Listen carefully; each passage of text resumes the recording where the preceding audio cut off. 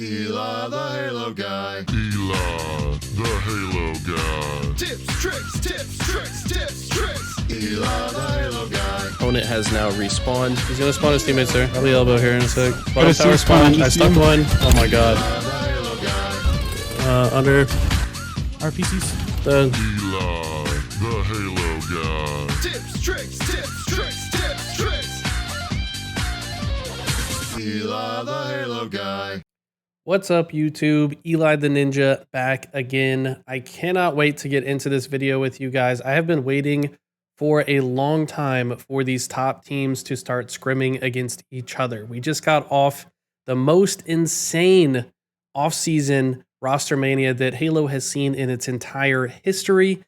Optic, totally different. SSG, totally different. Shopify Rebellion, kind of a whole new squad. So finally, these teams are starting to scrim. I have pulled up, this is Halo Data Hive. You can check out these scrim results yourself if you would like.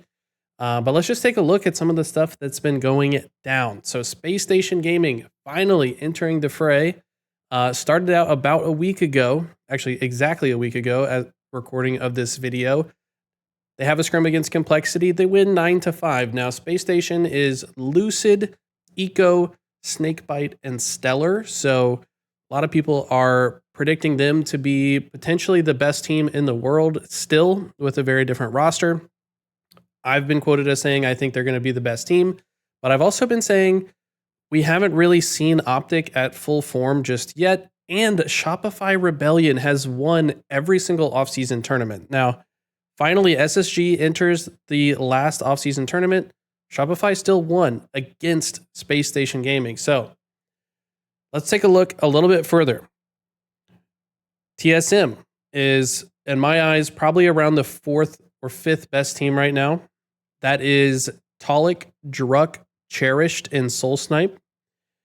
Space Station beat them 14-2 just 2 days ago. So Space Station really starting to grind a bit. At the same time, Shopify has been grinding as well. Shopify 15-2 over Cloud9 the day before. Then Shopify plays Triggers Down, which if you guys watched my last video, that's the squad with Ryan Noob, Descendant, Ezzo. Shopify defeats them 11-0. Triggers Down beats Complexity 10-5. And then finally, Shopify Rebellion and Space Station Gaming. In my eyes, the top 2 teams in the world right now. Mind you, you don't see any Optic on here, so it's hard to place Optic within the top 3 power ranking right now. But these are the top 2 teams that have really been playing. Space Station still getting used to their squad. Shopify definitely has a lot more reps, so take this with a grain of salt. I think once Space Station gets on the same page, they're going to be even more deadly. But let's just take a look. Shopify win 9-6. And when I was looking at this before, there's a lot of really interesting matches. I want to see Assault for the first time. So what we're going to watch today is an Assault match. But this is the breakdown of the games. So on the left side here, looks like Shopify started off hot. Space Station wins 1. They actually tied on Fortress Assault, which is interesting. That must have gone...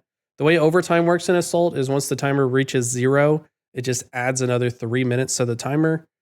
But moving on, this game is the one I want to look at. Shopify win 3-0. So a bit of a spoiler, but we're going to watch and see why and what strategies they employ on the new game mode. I know a lot of people are curious to know what the strategy is like for Assault. Now, keep in mind, just the game before, Space Station destroyed Shopify 3-0 on Forbidden CTF in just almost 5 minutes. Match duration 4:48, and about 20 seconds of that is the load-in time. So these teams were trading blows back and forth, as I expect them to do all season long. But let's take a look at the Assault game on Aquarius. So this is the stat page. Last shot, 18 kills, 14 assists. This is Mikowski's pick for Player of the Year, and he's starting to make a good case for it. My pick has been Cycle. So if this team really pops off and ends up winning a lot of tournaments this year, I could absolutely see one of these new young guns rising to the occasion and perhaps being considered the MVP of the entire season. So let's go ahead and jump into the game itself. take a look at some of the opening strategies. This map's a little bit different now, by the way.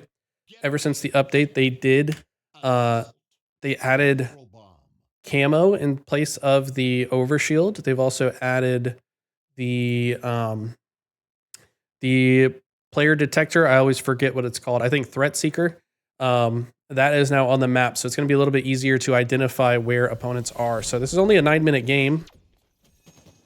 And looks like Cycle was actually AFK off the start for a second. But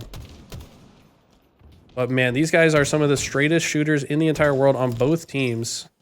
It looks like Cycle elected to stay window. This is interesting. I'm not sure if it's because he started AFK that he decided to just stay window.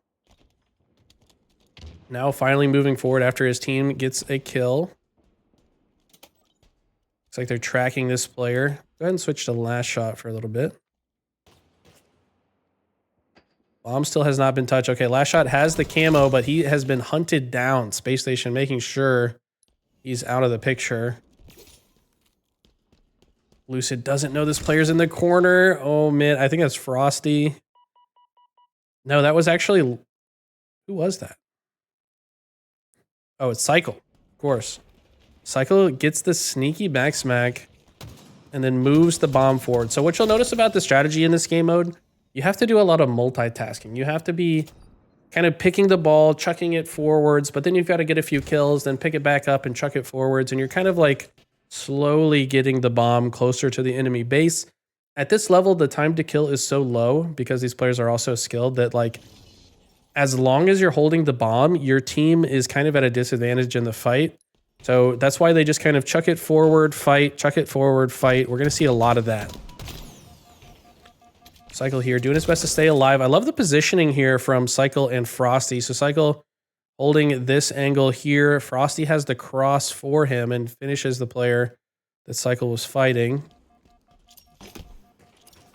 Cycle's getting pushed, and this is what makes Cycle such a difficult player to play against. He is so good at staying alive. He's just very aware of the angles that he's visible to at all times. Now he's going to actually rotate the ball towards the car side here as Frosty moves forward as well. Look at the patience from this player. Who is this? This is Stellar. Okay, let's watch Stellar's POV for a second. So Stellar actually spawns right here in the generator and immediately gets into this corner because I believe he's predicting that Shopify would be going into the utility side. But watch this.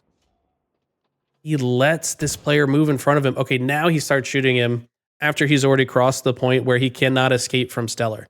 This is such a smart thing that I feel like top players understand better than the average competitor.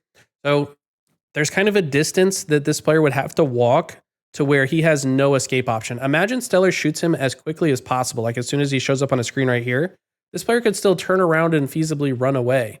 But he waits till he's so far committed that he has no chance to run away. So this player should certainly die. But wow, good job by, I believe this was Frosty. Okay, so Frosty was actually able to plasma pistol and kill Lucid before he died, which is a pretty big deal. Okay, so Cycle is still here. Gets the melee kill, but he gets taken down. So this bomb will likely start moving towards Shopify's base. Eco's going to grab it here. Now, the spawns on this map are very easy to predict. Anybody that's been playing this game for a while understands them. If you're in their utility side, the other team is not going to spawn there. They're very likely to spawn on the fridge or the back of the base. Eco knows this, but also recognizes timing wasn't quite there to start moving the bomb all the way into Shopify's base. So this is a really smart play by Eco to just drop the ball and then back up and wait for his teammates to be available for the next fight. And now he's given himself a way out of this fight. Very beautifully played situation by Eco, but it looks like he's about to be hunted down by Royal 2. Does his best to stay alive. Royal 2 doing max damage before being taken out. That's actually pretty massive.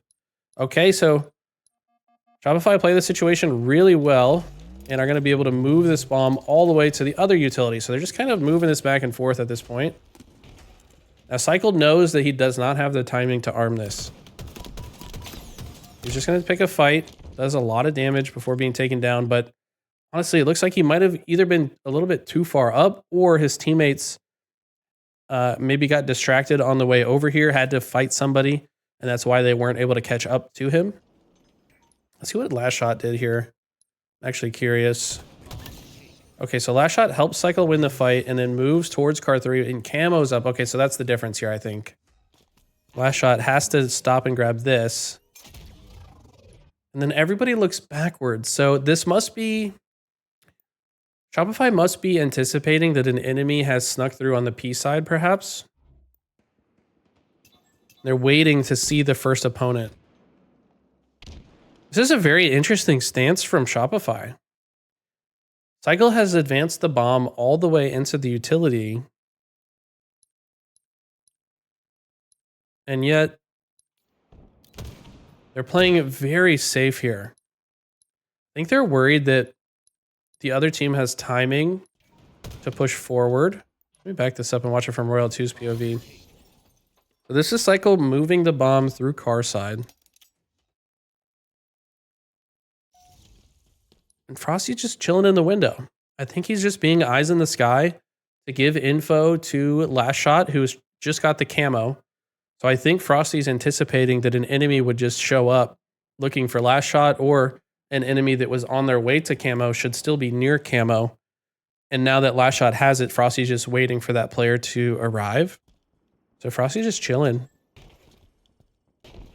Royal 2 doesn't see anything. Gonna move forward. Frosty's so smart, man. He does a lot of these plays that I don't think people recognize, but he just kind of sits and waits for his opponent to make the move and then reacts to the move that they choose. Now, this particular case, it doesn't look very good, but you have to think about the percentage of the time that there is an enemy rotating to his P side and he catches them. That could actually snowball into a bomb arming possibility. So that's kind of what he's thinking about here. Last Shot gets spotted with the camo, but he's doing a good job to stay alive. Until then, Caster cursed him in the past. Okay, Royal 2 with some good movement to get out of the situation, but knows this player's still alive. Honestly, some awkward engagements. Who is this player that stayed alive here? Is this Lucid? He just kind of destroyed them. By the way, Lucid has been on fire. When I looked at his stats in the TSM scrim, he had like a 12k damage differential. And like I said, I think TSM likely to be the 4th best team right now, as far as my power rankings go in my head. Or 5th. I guess Trippy and Penguin's team could be that 4th team as well. But at the same time, I think Trippy's team could be top 3. We just haven't seen them enough yet. So I don't know. This is... all the teams are so good, man. It's really hard to say. Okay. Bomb has been car 3 for a bit. Both teams still just fighting for space here. Lucy gets taken down. Trades out a kill in the process. Cycle coming up, spawn in the window here. Either team having significant control for a while here. Cycle says he doesn't want the bomb to reset. So he's actually going to grab it. I think had he not grabbed it quickly, bomb would have been reset. Look at this. He knows that from the other team's perspective, they have seen that he picked up the bomb and moved to the utility. So he pre-nades the doorway, knowing that what the action he just did would draw them in. Something that you got to think about in your diamond lobbies. What does your action encourage your opponent to do, and how can you take advantage of that? That's exactly what Cycle just did. Okay, he and Royal 2 kind of holding down the fort here, waiting for his shields. Like a moment of not really knowing what to do in that situation here, trusting his teammate to help him. Last Shot's here as well. Great play by this player in the utility side to shut down Cycle. Last Shot's having a hard time as well. I'm anticipating this game type is going to be very difficult to score. Mostly on Fortress. I think it's going to be a little bit easier to score on this map, but it's still very difficult to score. The time to arm is pretty long. and all it takes is one person to be able to shut it down, and you're a sitting duck while you're planting it. Granted, you can still move, you can like jiggle around, crouch, do something to make your opponent miss their shots, but it's still very difficult to stay alive. So back on Shopify's POV here, or sorry, back on SSG's POV here, they're gonna go ahead and advance the bomb. Who's gonna use the tracker? Interesting that Royal 2 continues to jump up and down there when he should know that he's been located. But Lucid kind of falls into their trap. Noticing these players use this spot specifically pretty often on the jump ups because they can have a nice line of sight to these power positions, but they're not so exposed to the window of the base. Makes it a very useful position to take advantage of. Cycle, by the way, had the most damage in this lobby by a long shot for this particular game. Cycle goes down. Last shot still holding on to top center. Doing a great job of staying alive and giving intel to his teammates. Does finally get hunted down though. Michael's still fighting bottom center. He gets taken down though. So difficult to get a strong sense of control on this map. Now, spoiler alert, there's only 3.5 minutes left in this lobby, and we know that this game ends 3-0 in Shopify's favor. So this must be a very fast control. We're going to have to really study how Shopify gets control of the map here shortly. Great shots from Frosty. He's been playing phenomenally this offseason. I think maybe invigorated by the youth joining his team here, feeling like he's got to keep up with the young guns.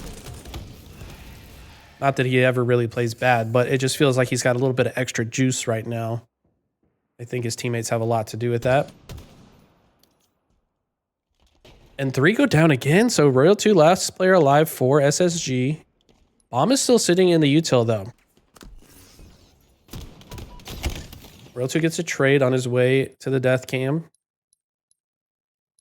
Frosty coming off spawn here. Working together. They never... And if Frosty can get a touch on this bomb, this is massive. Okay.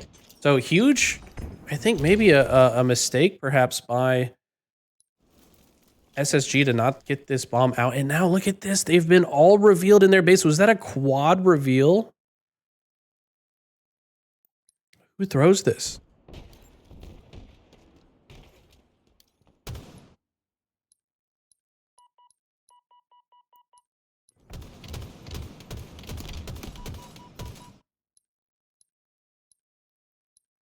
It was the last shot. Okay, look at this.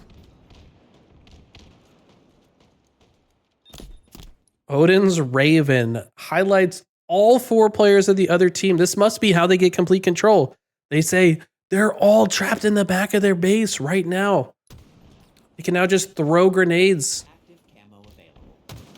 and output damage. So last shot holding down top center, doing tons of damage. Meanwhile, Cycle and Frosty moving in. Being patient though. Okay, when Stellar goes down, that is their key to start advancing forward. As soon as one player is dead, that's the time to go. Royal 2 also got camo about 10 seconds ago as well. Look at them playing their lives so well in this situation. Royal 2 moving all the way in. And then Frosty sees the moment that while his teammates are fighting, he's going to go ahead and arm the bomb. So great overtaking the base here. You see that player trying to utilize the new jump that they just added to Aquarius, by the way. You can now jump into the base from the P side. They get that bomb, and then they say they're still in the base. Let's keep going. Cycle dies on the P side, which I don't know if I agree with his decision to push out that far. He can kind of mess up the spawns, but at the same time, they might be blending the spawns on purpose to make it more chaotic for SSG. Frosty waiting for the bomb to reset, but also wants to output a little bit of damage to help Last Shot here. Last Shot stays alive and stays in the util, so Last Shot is multitasking here. He's forcing the spawns to the P side and also attacking any players that come into his vision. SSG using that jump again into the window, but it's not going to be effective. Good job by Frosty to drop the bomb and fight. It's actually a little surprising that he dies here, but maybe Last Shot's positioning behind him was pulling that player's aim assist away. Frosty just forces it while Last Shot bodyguards him, and now they've traded positions, so now Frosty's going to block the spawns from the util. Royal 2's watching from the window. You see how they take such good complementary angles for one another so that the other team has nowhere to go. Great trade here from Royal 2. That player could have been a big problem for Shopify had that player survived any longer. But Frosty and Last Shot just been controlling SSG's base. Frosty comes back here and checks car 2 just in case a player from SSG spawned there, which is still possible, by the way. So there's a very heads-up decision to just check that spawn to be absolutely certain. And then when he sees nobody there, very rightfully assumes they've all spawned on the P side. So Frosty multitasking for a squad on this side. What happens here? Does Cycle throw the bomb in the window? Oh my god, he does. So Cycle knows he's dead almost certainly, but it doesn't matter. Can they actually arm this? That's going to take a while. It looks like, okay. Last Shot drops the bomb. Cycle dies. Last Shot dies. Okay. So they finally have reclaimed their base. Royal 2, kind of the last player here. Nope, he also goes down. Okay. SSG have done a good job to play out of their base. Last Shot spawns in the utility, gets some damage, but he gets taken down. Where does Cycle spawn? Does he spawn P1? Oh, he spawned in the base. Okay, he's just very fast.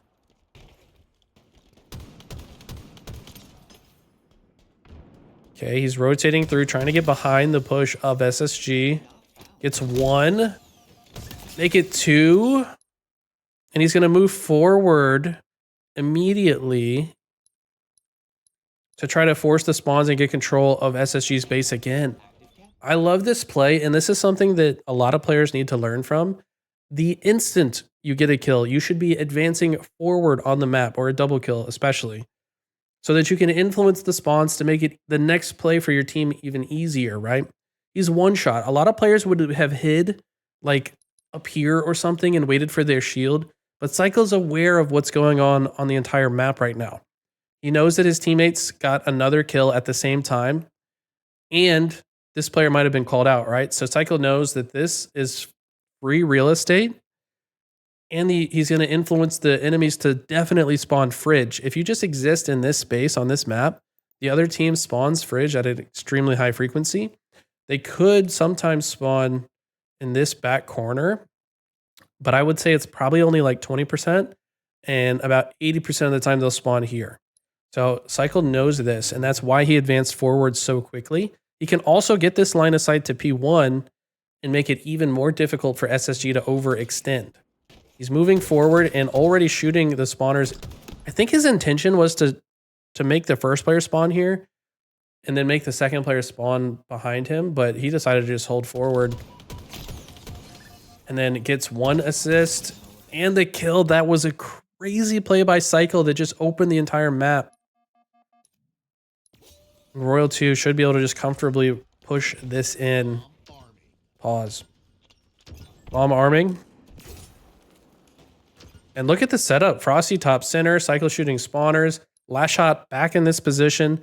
This is the most important part of the map to control in CTF or in Assault, is the other team's car bridge. And that's exactly what Shopify have done so well this game, and all the moments that they stayed in control was because of that. And just like that, it's over. So the Shopify team looking extremely dangerous. Like I said, I think SSG, once they get a few more reps under their belt, they're going to look very dangerous as well. The HCS season has been announced. The off-season tournaments have been announced. There's going to be an LVT 4v4 tournament in 2 weeks from now. Well, actually a week and a half from now. Squad battle tournament this weekend, 4v4 the following weekend. Then HCS tournaments start back up. And once all these teams are in the mix, it's going to be insane, guys. If you're not watching competitive Halo, you must not miss it. But I hope you guys enjoyed the breakdown. If you did, leave me a like and a subscribe, and I'll see you guys in the next video.